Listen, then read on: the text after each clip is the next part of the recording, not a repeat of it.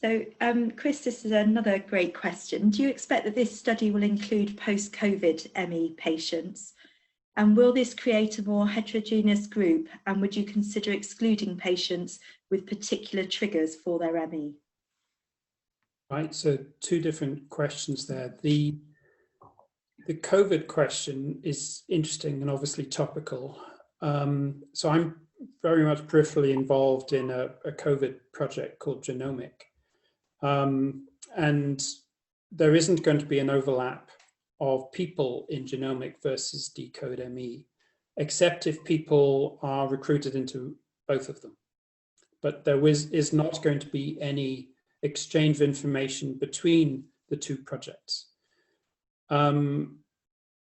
The question about heterogeneity, about triggers, is interesting. And if we were to exclude anyone with a particular trigger for their illness, we would be essentially saying that we do not believe that that trigger is relevant to someone else's. And actually, we don't know that.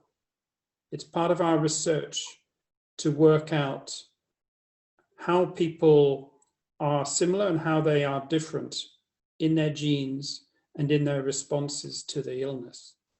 And so I think we've done a good job, as best as we could possibly do, to ensure the best possible homogeneity given the sample size that we need of 20,000.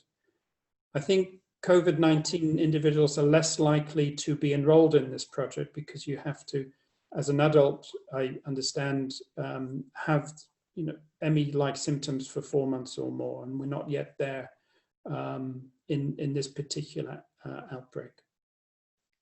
Though I guess by March 21, when we open recruitment, we could be.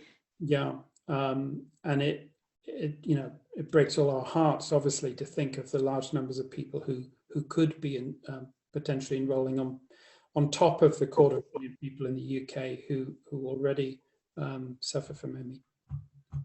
And what we would say to anybody who's listening that is post-COVID, if you do go on later to have a diagnosis of ME, and we sincerely hope you don't for all the obvious reasons, but if you do, then you can go to the questionnaire and participate that way. Because one of the strengths of the work that the Cure ME Biobank have done is to actually develop a specific way of making sure that people meet the criteria we need for this study through an algorithm. So it would certainly be worth you, if you do get a diagnosis with ME, then you can still go to the questionnaire and participate.